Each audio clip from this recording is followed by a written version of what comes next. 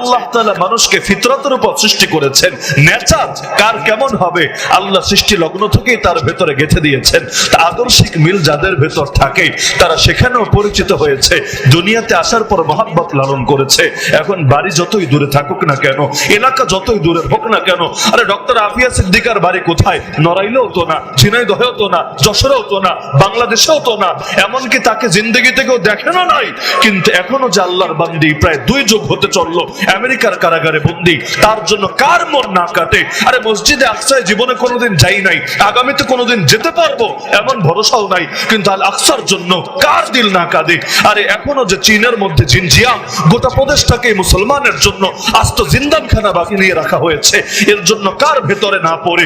এই যে কাশ্মীরে রক্ত ঝরে আরাকানে মুসলমানদেরকে পুড়িয়ে মারে, এর জন্য কার ভেতরে রক্তক্ষরণ না হয়? এই যে আলেম ওলামা 1,500 আলেম 2021 সালে গ্রেফতার হলো, এরপর সেই ফ্যাসিস্ট সরকার তাদের কাউকে 6 মাস, কাউকে 1 বছর, কাউকে 2 বছর, কাউকে 3 বছর দীর্ঘকাল পর্যন্ত জুলুম করলো।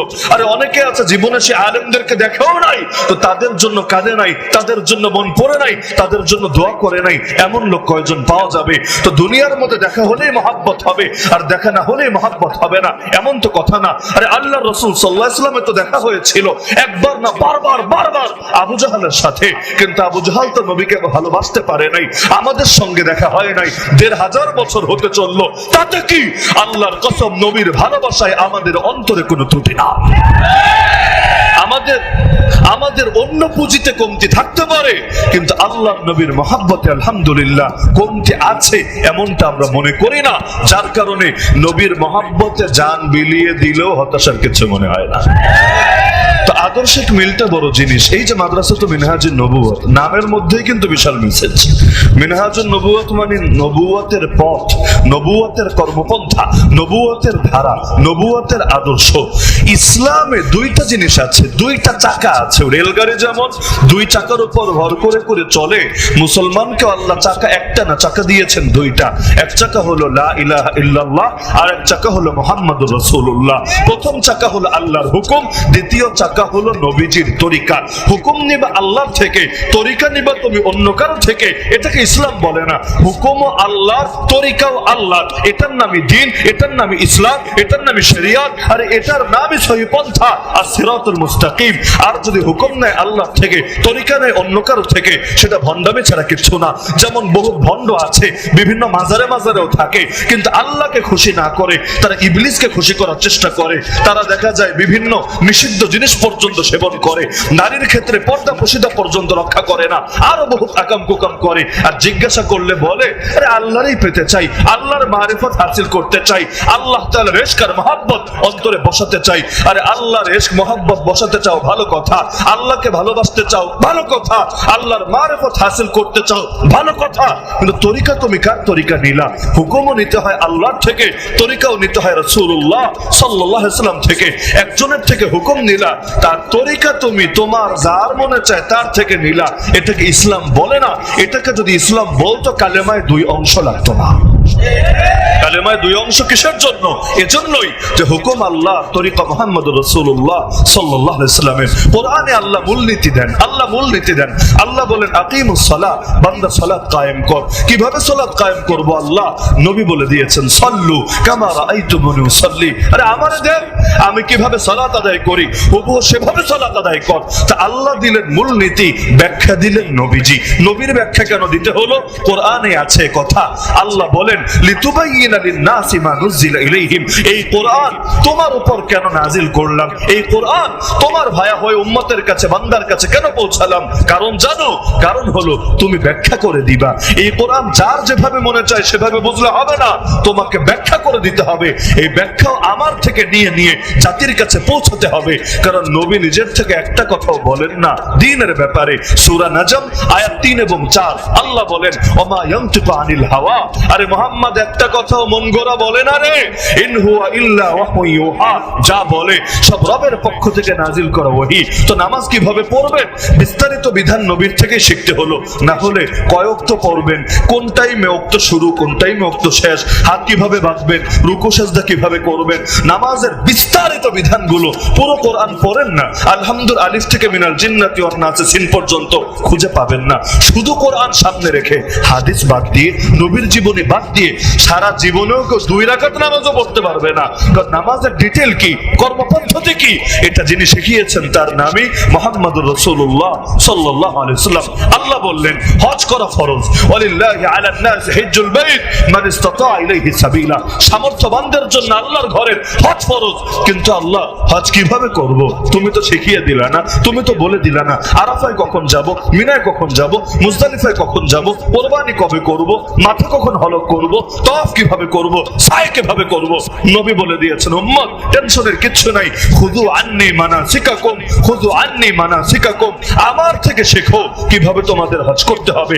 আল্লাহ বলে দিলেন কুতিবা আলাইকুমুল কিতাল, তোমাদের উপর জিহাদ যুদ্ধকে ফরজ করা হয়েছে। এবার বান্দা পেরেশান হবে স্বাভাবিক, আল্লাহ জিহাদ তো করতে বললা, কার বিরুদ্ধে করব, কিভাবে করব, যুদ্ধবন্দী যারা হবে তাদের কি করব, প্রাপ্ত সম্পত্তি গনিমত যা পাবো কিভাবে ভাগ বাটোয়ারা করব। আল্লাহ নবী বলে দিলেন আরে আমার বদর দেখ, উহুদ দেখ, খন্দক দেখ, তাবুক দেখ, হুনাইন দেখ, আমার 27টা গাজওয়া দেখ আর 47টা সারিয়া দেখ, ব্যাস আল্লাহর আয়াতের উপর কিভাবে আমল করতে হবে শিখে ফেলবি। তাহলে সবগুলো উদাহরণ থেকে কি বুঝলেন? হুকুম নিতে হয় কার থেকে? তরিকা নিতে হয় কার থেকে? মুহাম্মদুর রাসূলুল্লাহ সাল্লাল্লাহু আলাইহি ওয়াসাল্লাম থেকে। এটাকেই বলে মিনহাজুন নবুওয়াত। পুরো কথা বুঝলে এবার আমার একটা প্রশ্নের জবাব দেন। আল্লাহ কোরআনে আদেশ দিয়েছেন আকিমুদ্দিন, তোমরা দিন কায়েম করো। কার আদেশ? কার আদেশ? এমনকি তিনি জানিয়েছেন রাসূলকে পৃথিবীর বুকে পাঠিয়েছেন কেন, লক্ষ্য কি, উদ্দেশ্য কি। আল্লাহ নিজে বলেছেন কোরআনের তিনটা আয়াতে, যার একটা আয়াত আছে 10 নম্বর পারা সূরা তাওবায়, আরেকটা আছে সূরাতুল ফাতহে, আরেকটা আছে 28 নম্বর পারার 11 নম্বর পৃষ্ঠা সূরা সফের মধ্যে। 3 জায়গায় আল্লাহ একই ধরনের বাক্য বললেন হুয়াল্লাযী আরসালা রাসূলাহু বিল হুদা ওয়া দীনিল হক লিইয়ুযহিরাহু আলা দ্বীনি কুল্লি, তিনি সেই আল্লাহ যিনি তার রাসূলকে পাঠিয়েছেন হেদায়েত দিয়ে এবং দ্বীন হক দিয়ে। কেন? লিইয়ুযহিরাহু আলা দ্বীনি কুল্লি, সেই রাসূল পৃথিবীর বুকে এসে ইসলামকে বিজয়ী করবেন, ইসলামকে বিজয়ী করবেন বাকি সকল দ্বীনের উপরে, ধর্মের উপরে না, বাকি সকল দ্বীনের উপরে। দ্বীন মানে ধর্ম হতে পারে, দ্বীন মানে বাতিল মতবাদ হতে পারে, দ্বীন মানে তন্ত্র মন্ত্র হতে পারে, এক কথায় ইসলাম ছাড়া যা কিছু হতে পারে যেটাকে মানুষ আদর্শ হিসাবে গ্রহণ করে এগুলোই দ্বীন। তো আল্লাহ তার রাসূলকে কেন পাঠিয়েছেন? আল্লাহ 3 জায়গায় জানালেন একমাত্র লক্ষ্য হলো ইসলাম হবে জিন্দা, বাকি সকল জাহেলি আদর্শ হবে মুর্দা। ইসলাম হবে জিন্দা, বাকি সকল জাহেলি আদর্শ হবে মুর্দা। যার কারণে মক্কায় যখন নফিকা অফার দেওয়া হয়েছিল, আবু তালেব তোমার ভাতিজারে বলো মুহাম্মদ কি চায়, যদি সুন্দরী নারী চায় আরবের সবচেয়ে সুন্দরী নারী এনে দেব, যদি সম্পদ চায় কত সম্পদ লাগবে সম্পদের পাহাড় বানিয়ে দেব, আর যদি ক্ষমতা চায় তাও বলুক, তাকে আমাদের পার্লামেন্ট দারুন নাদওয়ার মেম্বার বানিয়ে নেব, তাকেও আমাদের নেতৃত্বের পরিষদ যারা আছে নেতৃত্ব দেয় তাদের একজন হিসাবে গণ্য করব। মক্কায় একনায়কতন্ত্র ছিল না, একজনের কথাই আইন, একজনের কথাই বিধান এমন ছিল না। হ্যাঁ, সেখানে তারা একসাথে বৈঠক করে সিদ্ধান্ত নিত। আবু জাহাল একটা বলতো, আবু লাহাব আর একটা, উতবা একটা, তো সাইবা আর একটা, ওমর একটা, তো খালিদ বিন ওয়ালিদ আর একটা, ব্যাস সকলে মিলে পরামর্শ করে সিদ্ধান্ত নিত। তো প্রস্তাবের মধ্যে এটাও ছিল মুহাম্মদকে বলো সে যদি চায় তাকেও একজন সদস্য বানিয়ে নেব। আল্লাহ নবী কোনটা চেয়েছিলেন? নারী চেয়েছিলেন, সম্পদ চেয়েছিলেন, অথবা ওদের দারুন নাদওয়া নামক কুফরি পার্লামেন্ট, কুফরি পার্লামেন্টের একজন মেম্বার হয়ে ওই কুফরি তরিকা দিয়ে ইসলাম জিন্দা করতে চেয়েছিলেন? আমি হলে হয়তো রাজি হয়ে যেতাম, বলতাম আরে নেতা বানানোর অফার দিয়েছে, নেতা হওয়ার জন্য সারা জীবন কাটিয়ে দিলাম, লোকে ভোটই দেয় না, কোটি কোটি টাকা ঢেলে অনেক সময় জামানতি ঠিকঠাক মতো রক্ষা হয় না, আর এখন পায়ের তলায় অফার চলে এসেছে, খালি যদি বলি রাজি তাহলেই তারা নেতা বানিয়ে নেবে, শুধু আদর্শের ব্যাপারে একটু কম্প্রোমাইজ করতে হবে। কম্প্রোমাইজটা এখনো করে। আরে তুমি ইসলামের রাজনীতি করবে, ভালো কথা, মুখ দিয়ে তো আগে বলো যে ইসলামী রাষ্ট্র চাই, কিন্তু রাজনীতি করবে ইসলামী রাজনীতি, মুখ দিয়ে কথা বলার সাহসই করে না। ইসলামী রাষ্ট্র চাই বলে আমরা কল্যাণ রাষ্ট্র চাই, ওয়েলফেয়ার স্টেট চাই, লিবারেল ডেমোক্রেটিক কান্ট্রি চাই। আরে তোর মাথা তোর মুন্ডু চাস, তোর ইসলামী রাজনীতি দিয়ে কি হবে যদি ইসলামের কথা প্রকাশ্যে বলার হিম্মত না করিস? আরে মানুষকে ধোঁকা দিয়ে কি লাভ? ইসলাম কোনোদিন ধোঁকা দিয়ে জিন্দা হয় নাই। ইসলাম জিন্দা হয়েছে হক তরিকায়, ইসলাম জিন্দা হয়েছে আরে মানুষের দিল তৈরি করার তরিকায়। আল্লাহ নবী মানুষকে ভুলভাল বুঝিয়ে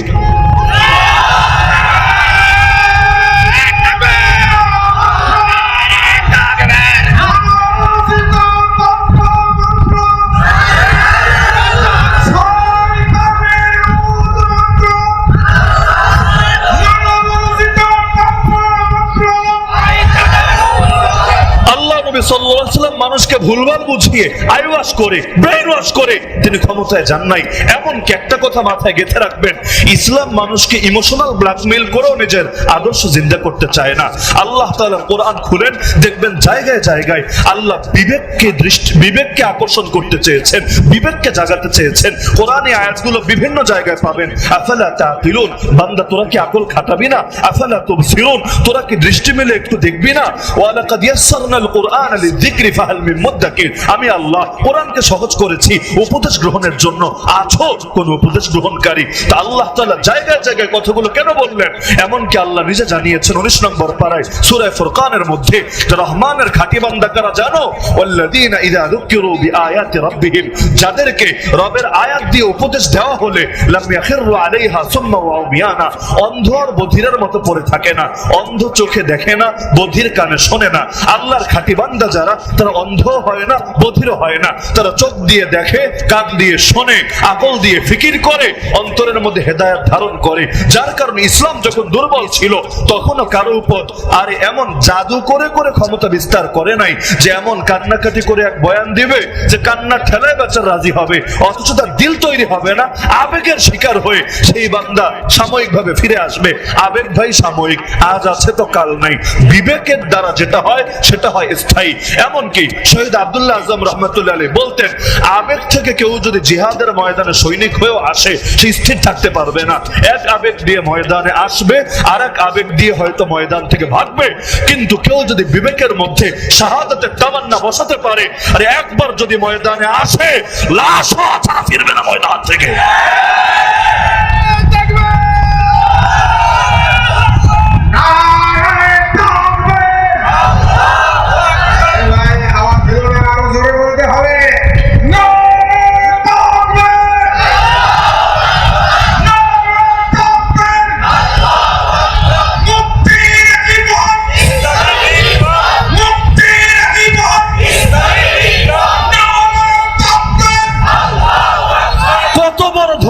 এটা একদিকে করবে ইসলামী রাজনীতি, আর একদিকে লোকে যদি প্রশ্ন করে আপনারা ক্ষমতায় আসলে চোরের কি হাত কেটে দিবেন? আপনারা ক্ষমতায় আসলে কেউ ধর্ম ত্যাগ করলে তাকে কি মৃত্যুদণ্ড দেবেন? আপনারা ক্ষমতায় আসলে নারীদেরকে কি পর্দা করতে বলবেন? আপনারা ক্ষমতায় আসলে মানুষদেরকে কি নামাজের জন্য বাধ্য করবেন? বলবে না না না না, এগুলো কেন হবে? আরে আমরা তো ওয়েলফেয়ার স্টেটের কথা বলছি, কল্যাণ রাষ্ট্রের কথা বলছি। আরে এই কল্যাণ আবার কোন কল্যাণ রে? ইসলাম বাদ দিয়ে আমরা কোনো কল্যাণ বুঝি না। আল্লাহর হুকুমের বাইরে আমরা কোনো কল্যাণ চিনি না। নবীদের তরিকার বাইরে আমরা কোনো কল্যাণে বিশ্বাসী করি না। আরে রাখো তোমার পশ্চিমা বিশ্ব থেকে শেখা শব্দ এই ওয়েলফেয়ার স্টেট। আমরা এরকম 2 নাম্বার ওয়েলফেয়ার স্টেটে থুতু মারি। আমরা আল্লাহর নবীর তরিকা ছাড়া ভিন্ন কোনো তরিকা ঈমান আনতেই পারি না।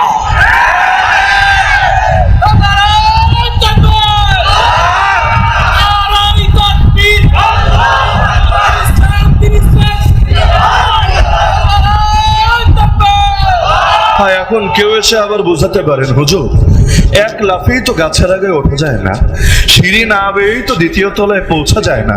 এগুলো না হেকমত। হেকমত নাম দিয়ে দিয়েছে হেকমত। হেকমত মানে কি?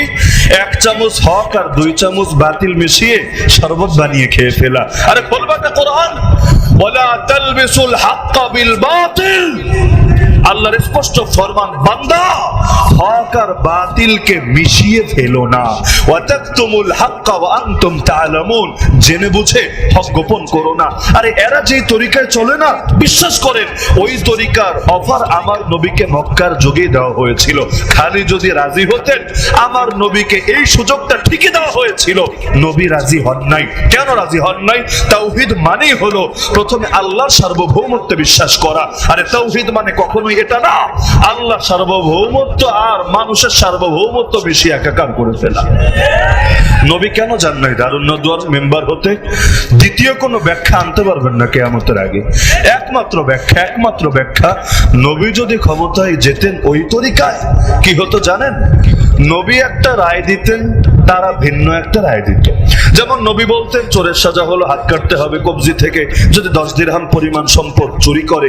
আবু জাহাল বলতো, না রে ভাতিজা, আগে দেখতে হবে লোকটা দলের লোক না বিরোধী দলের লোক। যদি দলের লোক হয় মাথায় তুলে নাচতে হবে, আর বিরোধী দলের লোক হলে এখান থেকে না, প্রয়োজন এখান থেকে কেটে দিতে হবে।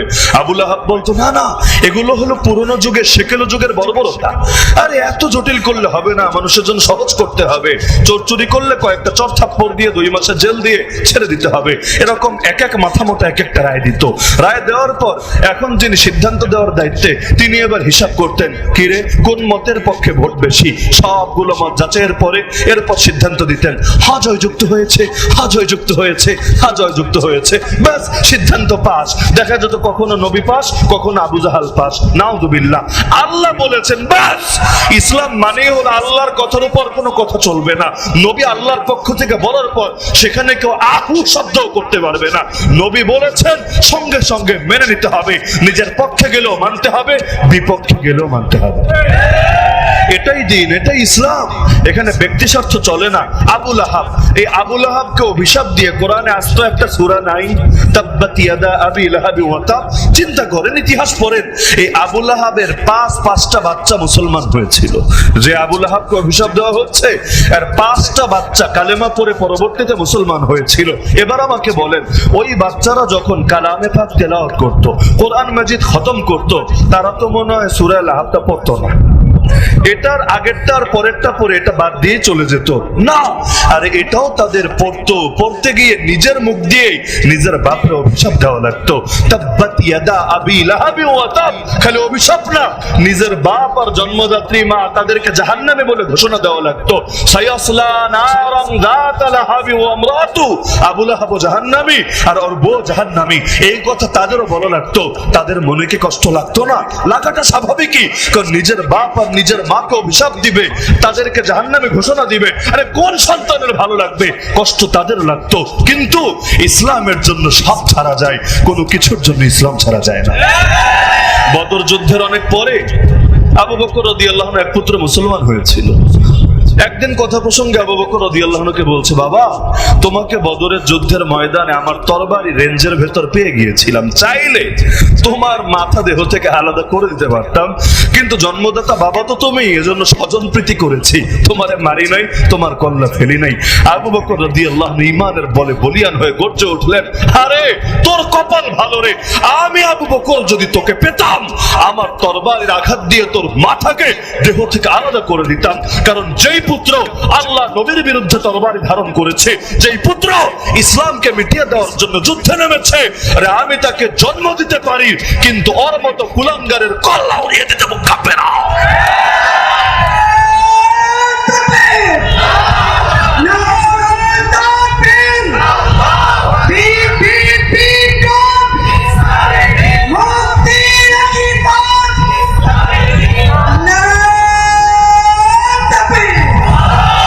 ধোঁয়াশার কি আছে? আর নাস্তিক যদি বলতে পারে নাস্তিক্য বাদ চাই, সেকুলার যদি বলতে পারে সেকুলারিজম চাই, লিবারেল যদি বলতে পারে লিবারেলিজম চাই, হিন্দুত্ববাদী যদি বলতে পারে রাম রাজ্য চাই, ইহুদি যদি বলতে পারে দাজ্জাল রাজত্ব, সারা দুনিয়া ব্যাপী ইহুদি রাজত্ব আর নয়া বিশ্ব ব্যবস্থা চাই। আর তুমি আল্লাহর বান্দা হয়ে, নবীর উম্মত হয়ে, আল্লাহর জমিনে দাঁড়িয়ে পৃথিবীর সর্বশ্রেষ্ঠ আদর্শের অধিকারী হয়ে, এমনকি তোমার প্রাণের রক্ষাকারী স্বয়ং আল্লাহ, এটা জানার পরও বোঝার পরও বিশ্বাস করার পরও, এমনকি হাসবুনাল্লাহু ওয়া নি'মাল ওয়াকিল আর আল্লাহু আকবার এরকম পবিত্র বাক্যগুলো মুখ দিয়ে বলার পরও কিভাবে তুমি হক কথা বলতে ভয় পেতে পারো? হিন্দুত্ববাদী যদি ভয় না পায়, তুমি কেন ভয় পাচ্ছ? কাদিয়ানি যদি ভয় না পায়, তুমি কেন ভয় পাচ্ছ? হিজবুত তাওহীদ যদি ভয় না পায়, তুমি কেন ভয় পাচ্ছ? যারা নবীরা গালি দেয়, ওরা যদি ভয় না পায়, তুমি কেন ভয় পাচ্ছ? ওদের সঙ্গে আল্লাহ নাই, তাও ভয় পাচ্ছে না। তোমার সঙ্গে আল্লাহ আছে, আর যার সাথে আল্লাহ আছে তার কিছুই লাগে না, তারপরও তোমার মুখে মুনাফিকি কথা। আর এটা কিছুতেই মুমিন মেনে নিতে পারে না। কিসের হিকমত? কিসের হিকমত? হিকমত আদেশ এদেরকে আগে দিয়েছেন না নবীকে আগে দিয়েছেন? কোরআন কি আমাদের উপর আগে এসেছে না নবীর উপরে এসেছে? নবীর মাধ্যম হয়ে আমাদের পর্যন্ত পৌঁছেছে। তো নবীকে কি আল্লাহ হিকমতের আদেশ দেন নাই? দেন নাই? উদউ ইলা সাবিল রাব্বিকা বিল হিকমা, তুমি মুহাম্মদ মানুষকে দাওয়াত দিবা রবের পথে হিকমতের সাথে। এই আদেশ কি প্রথম আমার কাছে এসেছে না নবীর কাছে এসেছে? আচ্ছা, নবীকে আল্লাহ আদেশ করেছেন, নবী তো সেই আদেশ পালন করেন নাই, তাই না? আর সম্ভব এটা? কেউ যদি বলে আল্লাহ আদেশ করেছেন, নবী আদেশ পালন করেন নাই, ওর ঈমানই শেষ, বেঈমান হয়েছে। নবীকে জিন্দা কোরআন কেন বলা হয়? কারণ কোরআনে আল্লাহ থিওরি যেটা দিয়েছেন, নবী সেটা প্র্যাকটিস করে করে উম্মতকে হাতে কলমে শিখিয়ে গিয়েছেন। তো যার কারণে আল্লাহর নবী যেটা করেছেন সেটাই হিকমত। হিকমত মানে সুন্নাহ। হিকমত মানে কি? ওই যে বলি না কোরআন আর সুন্নাহ, কোরআন আর সুন্নাহ। কোরআন মানে থিওরি, সুন্নাহ মানে প্র্যাকটিস। ব্যাস, এখন থিওরিক্যাল ভাবেও নিতে হয়, প্র্যাকটিক্যাল ভাবেও নিতে হয়। এজন্যই লা ইলাহা ইল্লাল্লাহ আছে, মুহাম্মাদুর রাসূলুল্লাহ আছে। আল্লাহর কসম করে বলি, হিকমত মানে হক আর বাতিল মিশে একাকার করে ফেলা না। হিকমত মানে ইউরোপ আমেরিকার ভাষায় কথা বলা না। হিকমত মানে গণতন্ত্রের পথ দিয়ে ইসলাম কায়েমের চেষ্টা করা না। হিকমত মানে আল্লাহর নবীর তরিকায় আল্লাহর নবীর এই শরীয়তকে জমিনে জিন্দা করা। বেশ, কথা ক্লিয়ার। কারণ আল্লাহ আদেশ দিয়েছেন প্রথমে নবীকে, নবী যেটা করেছেন বেশ সেটাই হলো তরিকা। হ্যাঁ, এখন কোন পাগল বলতে পারে হুজুর পুরনো তো পুরনো, পাস্ট ইজ পাস্ট। আমাদেরকে এখন বর্তমান আর ভবিষ্যৎ নিয়ে ভাবতে হবে, প্রেজেন্ট আর ফিউচার নিয়ে চিন্তা করতে হবে। নবীর জীবন তো সেই ১৫০০ বছর আগের কথা। এই যুগে কি আর ওই তরিকায় মুক্তি পাওয়া যাবে? ওই যুগে তো এত এত দুনিয়া আপডেট হয় নাই। এই নিউ ওয়ার্ল্ড অর্ডার, এই ক্যাপিটালিজম, এই সোশ্যালিজম, এই সেই হাবিজাবি, এগুলো তো আবিষ্কার হয় নাই। তো পুরনোতে এই যুগে চলবে না, এই কথা যদি কেউ বলে আর ইমানে থাকবে না। কারণ আল্লাহ নবীকে আদর্শ বানিয়েছেন কয়দিনের জন্য? 10 বছর, 20 বছর, 100 বছর, 1000 বছর, নাকি কিয়ামত পর্যন্ত সময়ের জন্য? কিয়ামতের আগে নতুন কোন তরিকা দিয়ে আর কোন নবীকে পাঠাবেন? যদি না পাঠান তাহলে আমার নবীর আদর্শের কোন এক্সপায়ার ডেট আছে? আরে আছে নাকি? এগুলো 2 পয়সার মাথা মোটা সুশীলরা বলতে পারে। দেখেন না, শিল্পকলা ডিজি হয়ে সৈয়দ জামিল আহমদ, জামিল মানে সুন্দর, সুন্দর বেটা দাবি করে ফেলেছে 2024 সালে নারীদের কেন বোরকা পরা লাগবে? তো বোরকা কি 1971 পর্যন্ত পড়বে? আরে বোরকা কি 2012 সাল পর্যন্ত পড়বে? নাকি বোরকা আওয়ামী লীগ ক্ষমতায় আসার আগ পর্যন্ত পড়বে? আরে বোরকা পরার কি আবার এক্সপায়ার ডেট আছে নাকি? আরে বোরকা নারীরা পড়বে কিয়ামত পর্যন্ত পড়বে। তোর যদি ভালো না লাগে, তোর যদি ভালো না লাগে, তুই চলে যা এমন দেশে যেখানে নারীরা বোরকা পরে না, কিন্তু থাকবি মুসলমানের দেশে আর দালালি করবি কাফের মুশরিকদের। এটাই জাতি মেনে নেবে না।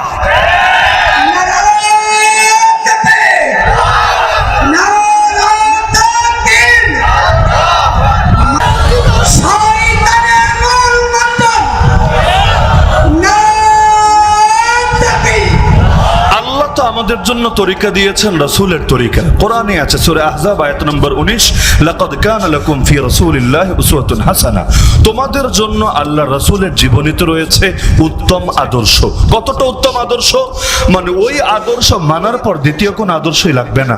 আমাদের গতকাল আজমত সাহাবা বাংলাদেশের আয়োজিত সিরাত সেমিনারে একটা কথা আমার মানে শোনার পর থেকে বারবার বারবার শুধু মাথায় ভাসছে আর দিলটা এতটা সন্তুষ্ট হয়েছে। শেখ হারুন ইজহার সাহেব, হয়তো অনেকে চেনেন, তিনি তার লেকচার সামান্য সময় 5-6 মিনিট হয়তো কথা বলেছেন। এর মধ্যে একটা বাক্য বলেছেন যে বাংলাদেশের একজন খ্যাতিমান আলেম, যিনি লেখকও, হুজুরকে নাকি একদিন জিজ্ঞাসা করেছেন, আপনি কি মাও সেতুং পড়েছেন? বাংলাদেশে যদি বিপ্লব করতে চান, বাংলাদেশে যদি ইসলামকে বিজয়ী করতে চান, মাও সেতুং পড়া লাগবেই লাগবে, এর কোনো বিকল্প নাই। তো তিনি নাকি জবাব দিয়েছেন, আমাদেরকে শোনালেন গতকাল তার লেকচারে। তিনি জবাব দিয়েছেন, আলহামদুলিল্লাহ সুম্মা আলহামদুলিল্লাহ, আমি মুহাম্মাদুর রাসূলুল্লাহ সাল্লাল্লাহু আলাইহি ওয়াসাল্লামের সিরাত পুরোটা পড়েছি। প্রশ্ন করেছে মাউসে তুমি পড়েছেন? জবাব দিয়েছে হ্যাঁ, মুহাম্মদুর রাসূলুল্লাহ জীবনে পড়েছি। মানে কি? যে মুহাম্মদুর রাসূলুল্লাহ জীবনে যারা পড়ে, দুনিয়ার আর কিছু যদি নাও পড়ে আটকে থাকবে না তাদের জীবন। হ্যাঁ, এর মানে এটা না যে অন্য কিছু পড়া যাবে না। হাদিসে আছে আল হিকমাতু দাল্লাতুল হাকিম, আরে জ্ঞান হলো জ্ঞানী ব্যক্তির হারিয়ে যাওয়া সম্পদ। হাইসু ওয়াজাদাহা ফাহুয়া আহাক্কু বিহা, যেখানেই পাবে সেই এটা সবচাইতে বড় হকদার। পড়তে নিষেধ নাই, কিন্তু পড়ার মানে এটা না যে ইসলামে কোনো কিছু কম আছে, আমার নবীর আদর্শে কোনো অসম্পূর্ণতা আছে যে এখন সেটা পরিপূর্ণ করার জন্য অমুক আর তমুকের তন্ত্র মন্ত্রের আদর্শ গ্রহণ করতে হবে। নাউযুবিল্লাহি মিন যালিক। ইসলাম পরিপূর্ণ, কিয়ামত পর্যন্ত পরিপূর্ণই থাকবে। ইসলাম কায়েম হবে ইসলামী তরিকা দিয়েই, এটার নামই পরিপূর্ণ। যদি কেউ বলে না ইসলাম অপরিপূর্ণ, তার পক্ষেই বলা সম্ভব এই যুগে ইসলাম কায়েমের জন্য কাফের মুশরিকের তরিকা লাগবে। সূরাতুল বাকারা সর্বশেষ আয়াত 286 খুলে দেখেন, প্রথম বাক্যই হলো লা ইউকাল্লিফুল্লাহু নাফসান ইল্লা উসআহা। আল্লাহ কারো উপর সাধ্যের বাইরে বোঝা চাপিয়ে দেন না। সূরা হাজ সর্বশেষ আয়াত, মানে 17 নম্বর পর লাস্ট আয়াত, আল্লাহ বলছেন ওয়ামা জাআলা আলাইকুম ফিদ-দীনি মিন হারাজ। আল্লাহ ইসলামের মধ্যে কঠিন বলতে, জটিল বলতে কিছু রাখেন নাই। সহিহ বুখারীর হাদিস, আদ-দীনু ইউসরুন, দিন সহজ। নবী বলে দিয়েছেন ইয়াসসিরু ওয়ালা তুআসসিরু, সহজ করবা, কঠিন করবা না। তো এতগুলো আয়াত থেকে কি বুঝলেন, হাদিস থেকে কি বুঝলেন? আমার আল্লাহ এমন একটা বিধানও দেন নাই যেটা মানুষের সাধ্যের বাইরে, যেটা মানুষের জন্য জটিল, যেটা পালন করা অসম্ভব, যেটা 2000 সাল পার হওয়ার পর এই পৃথিবীতে আর চলবে না, বরং তো সেটা এক্সপায়ার ডেট হবে, বাদ হবে। বরং আল্লাহ যা দিয়েছেন প্রতিটা জিনিস কিয়ামত পর্যন্ত চলবেই চলবে। তো এখন আল্লাহ রসুলের তরিকা যদি নেওয়া লাগে, তাহলে আল্লাহ আদেশ দিলেন নবীকে আন আকিমুদ্দিন, দিন কায়েম করো। নবী তো দিন কায়েম করেন নাই। আল্লাহ তাকে পাঠালেন ইসলামকে বিজয়ী করার জন্য, নবী তো ইসলাম বিজয়ী করেন নাই। আরে করেছেন যে সবচাইতে বড় প্রমাণ হলো সূরা নাসর। আমার ধারণা আপনাদের সবার মুখস্থ আছে, ইযা জাআ নাসরুল্লাহি ওয়াল ফাত, মুখস্থ আছে না মুরব্বিরা? এই সূরা যখন নাজিল হলো, আল্লাহ নবী পড়ে শোনালেন, সব সাহাবীরা মহা খুশি। কেন মহা খুশি? কারণ সূরা নাসর মানেই হলো বিজয়ের সূরা। এই সূরায় আল্লাহ বিজয়ের কথা বলছেন, যখন আসবে আল্লাহর সাহায্য এবং বিজয়, আর তুমি দেখবে মানুষ দলে দলে ইসলামে প্রবেশ করছে, তখন হে নবী তুমি রবের প্রশংসা সহ তাসবিহ পাঠ করো, বেশি বেশি ক্ষমা প্রার্থনা করো, নিশ্চয়ই তিনি তওবা কবুলকারী। তো মজার কথা, আল্লাহ বিজয়ের কথা বলছেন, এখন মুসলমানের সংখ্যা বাড়বে, লোকে দলে দলে কালেমা পড়বে, আল্লাহ বলছেন, খুশিরই তো কথা। সবাই খুশি হলেন, একজন মাত্র সাহাবী কেঁদে উঠলেন, এমন কান্না করা করলেন তিনি তার কান্নাই থামাতে পারছিলেন না। সবাই অবাক, আরে কান্নার কি হলো, তিনি কাঁদছেন কিসের জন্য? পরবর্তীতে যখন জিজ্ঞাসা করেছে, তিনি বলেছেন, আরে পাগল, তোমরা তো দেখো এই সূরার মধ্যে শুধু ইসলামের বিজয়, আমি তো এই সূরার মধ্যে দেখি আল্লাহর নবীর ওয়াফাতের বার্তা। কিভাবে? কারণ আল্লাহ তার নবীকে পাঠিয়েছেনই ইসলামকে বিজয়ী করার জন্য, আর এই সূরায় জানিয়েছেন ইসলামের বিজয় চলে এসেছে, এখন ফল ভোগ করবে, মানুষ দলে দলে মুসলমান হবে, আর নবী এখন বেশি বেশি রবের ইবাদত তাসবিহ তাহলিল করবে। তার মানে মিশন কমপ্লিট হয়েছে, আর মিশন কমপ্লিট হওয়ার মানেই এবার নবীর ডাক চলে এসেছে। কেন? কারণ নবী ওই সময় একটা হাদিস শুনিয়েছেন যে আল্লাহ একজন বান্দাকে অপশন দিয়েছেন দুটো। কি অপশন? একটা হলো দুনিয়া আর একটা হলো আখিরাত। সেই বান্দা দুনিয়ার অপশনটা গ্রহণ না করে আখিরাতের অপশনটাই সিলেক্ট করে নিয়েছে। তার মানে রবের পক্ষ থেকে ডাক চলে এসেছে, আমার নবী এবার শীঘ্রই চলে যাবেন রবের নিকটে। তাহলে ইসলামের বিজয় এটাই ছিল নবীর মূল মিশন। তো ইসলামের বিজয়ের আদেশ আল্লাহ তাকে দিলেন এবং তিনিও ইসলামকে পূর্ণাঙ্গভাবে বিজয়ী করলেন। তো নবী যেই তরিকায় বিজয়ী করেছেন সেটাই কি মুসলমানের তরিকা হবে না? যদি কেউ বলে নবীর তরিকা আমার তরিকা হবে না, আমি ফতোয়া দিচ্ছি সে আহলে সুন্নাত নাম ধারণ করার যোগ্যতা রাখে না। তুমি নতুন করো না মানো, আমাদের আপত্তি নাই, কিন্তু আহলে সুন্নাত ওয়াল জামাত মানে কি? শব্দের অর্থই হলো নবীর আদর্শই আমার আদর্শ, সাহাবীদের আদর্শই আমার আদর্শ। তাকে ক্লিয়ার করো কোন ক্ষেত্রে? শুধু নামাজের ক্ষেত্রে, শুধু রোজার ক্ষেত্রে, শুধু হজের ক্ষেত্রে, শুধু যাকাতের ক্ষেত্রে? যদি আংশিক মানো তাহলে বলো আমি হলাম আংশিক আহলে সুন্নাত ওয়াল জামাত। আর যদি পুরা মানো তাহলে ব্যক্তিগত জীবনেও যেভাবে মানতে হবে, পরিবারেও মানতে হবে, সমাজেও মানতে হবে, রাষ্ট্রেও মানতে হবে, রাজনীতিতেও মানতে হবে, অর্থনীতিতেও মানতে হবে, বিচার আচারেও মানতে হবে, আইন কানুনেও মানতে হবে, শিক্ষা দীক্ষাও মানতে হবে। যে আংশিক মানে আর আংশিক মানে না, তাকে আহলে সুন্নাত বললে আহলে সুন্নাত শব্দের লাজ থাকে না।